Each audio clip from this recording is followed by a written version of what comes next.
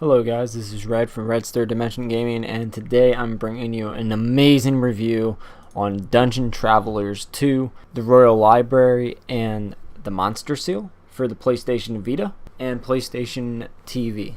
So this is one of the latest controversial games in the gaming industry, and that's because Atlas ended up censoring only 4 images in the game. So the artist redrew the pictures for these certain scenes that would have put it above an M for mature rating, which is crazy that any game is going to be above M for mature, and fans were complaining about this. Anyways, this is one of the best games in the dungeon crawling role-playing games genre, and it's finally releasing in North America and Europe.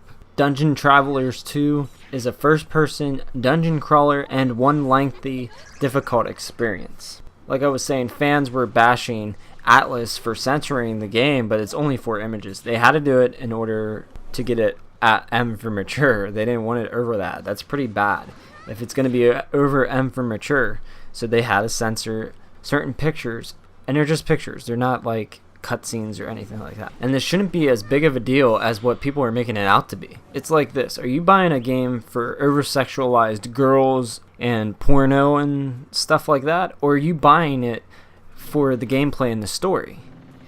I buy games typically to play them and the story. I don't buy them for porn. I don't understand why people are making such a big deal about this. So when I first saw this game, I was thinking of Demon Gaze. I know a lot of you guys hated me for disliking Demon Gaze, but it wasn't a good game at all. It was one of the worst gaming experiences I've ever had. Dungeon Travelers 2, on the other hand, was much more enjoyable. It is a game that you should not skip. Dungeon Travelers 2 takes place in the kingdom of Romulea, and it is currently in a state of peril. Monsters have started showing up everywhere in the world and started revolting against humanity. As a player, you take control of Freed, an adventurer from the Royal Library who is sent out to stop the monsters. This sets up the main plot of Dungeon Travelers 2. The game has an extensive group of ladies that can be used in battle. During his travels, Freed comes across 16 different girls that can join the party. As players traverse these dungeons, they come across ordinary monsters, and then there are the more powerful mutant girls, which these are the bosses, the stronger monsters in the game. Once one of these mutant girls are defeated, Freed must seal them away inside of his magical seal book. The story in this game is very lengthy, and Atlas promised me at least 80 hours of gameplay, and so far I am coming across that pretty easily, with all the grinding, dialogue, and all the customization within the game. The game features a first-person perspective, and you travel through the dungeons with the D-pad. You don't use the left analog stick at all until you're going to a different area. Once a cave is unlocked, you can move with your left analog stick. During combat, you'll be introduced to a turn-based system where your characters and the enemies take turns attacking one another, and it's actually good. They brought back a classic system that I love. At the beginning of the game, you start off with only 2 characters to use, Alicia and Melvi. Eventually, players will be able to grow up to a 5-character party and have the choice of which girls will fight and which ones will have to take a seat on the bench. There are 5 main classes that each of your unique characters will be classified under in the game, and there are a number of ways to level them up. After a character is leveled up to 15, they can specialize in 2 to 3 classes, and this takes a few hours just to get to level 15 in this game. At level 30, your character can choose to be advanced in 3 to 4 subclasses.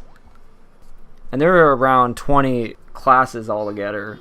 It's crazy how many different subclasses there are. A distinctive feature that Aqua Plus, the game developer, put into the game is the ability to reset your points. So say you don't like the way you distributed your points to your characters and leveled up their abilities. Well, Aqua Plus added an option to just reset them all, and you can redistribute all your points any way you like, and this is extremely helpful. Enemies are often very difficult in this game, and you must grind in order to get by most enemies. During the battle, characters will have normal attacks, skills, defend, and items. Another great tip for anyone looking at playing this game is to reorganize the positions of the characters. Some characters will take more damage than others, so like Melvi, put her behind Alicia. And any character that's weak against physical attacks, just put them in the back. So some characters you're going to want to put in the back, some characters you want to put in the front. There's many different options that you can choose and that you're going to want in order to get through the game easier. Not only can you level up your characters, but you can also create seal books and identify items too. There are 2 different seal books. One is from defeating 9 or more of a certain enemy, and the other one is from defeating a powerful mutant girl. And this is called a grand seal book. When you create a seal book, you also can look up the stats and weaknesses of that enemy. Finding and identifying new weapons and armor inside of each dungeon is highly important. These can add more attack and defensive stats to your character. Some even have special abilities, such as letting your character heal after each turn, or even being able to escape more easily. I often found that it's very hard to escape, so having this escape more easily ability basically makes it easier to be able to escape. If you don't find your current or identified weapons and armor useful anymore, you can simply sell them and buy goodies in the shop. And you're going to want to do this because you can find healing and boosting items in the store, and you need money, and the game doesn't give you a lot of money, so you have to sell off your old weapons and items. While all these fighting and creation features are cool, the dungeons are extremely dangerous. As soon as I played this game, for the first half an hour to an hour, I died, and I didn't realize that you should save this game pretty often. If you don't save, you're gonna die. It's not an easy game. After a certain point in the game, there will be traps. A trap can be as simple as dropping you to a basement floor, or as deceiving as invisible walls, which you can't go through. So it's pretty crazy. A player is going to want to utilize the 99 save slots that are available, and like I said, this will help you throughout the game, because say you die, if you saved right before you fought a boss or were about to die, you can always go back and change what you did and try something different. There are also 999 items that can be stored, and most games don't have that. The graphics in the game for each and every character look amazing.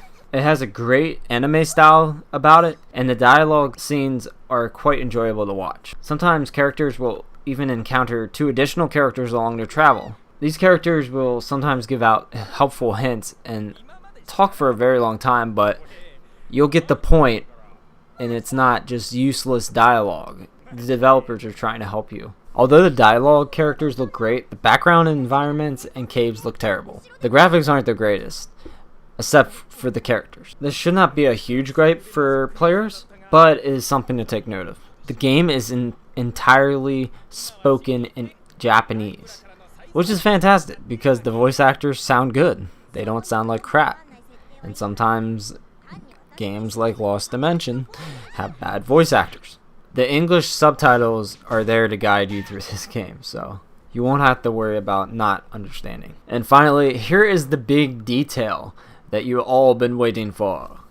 After beating or finding certain girls/mutants, some of them are coming to your party, some of them are the mutant girls, they'll appear in an over-sexualized state. And when I say this, you'll see their underwear, you'll see their butt hanging out of their skirt, their clothes will be torn up sometimes, and it didn't need to be in this game, but I don't see the harm in it either. If it helps some people get through the game easier because they're seeing partially nude girls, then leave it in there for them.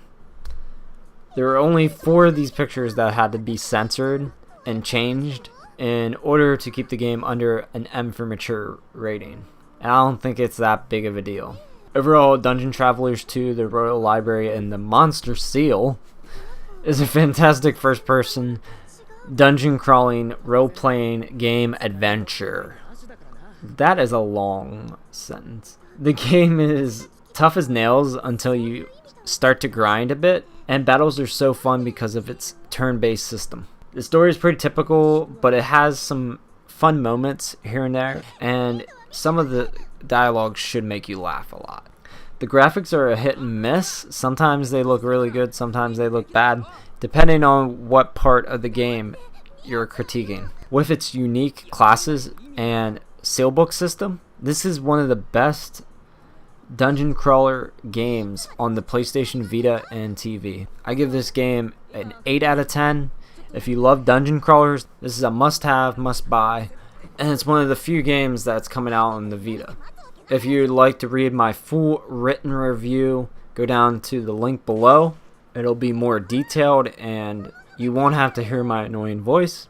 If you'd like to buy the game, don't forget to use the Amazon link below. That'll help support my channel and Atlas. Thank you guys for watching. Don't forget the thumbs up, comment below, and subscribe. And see ya.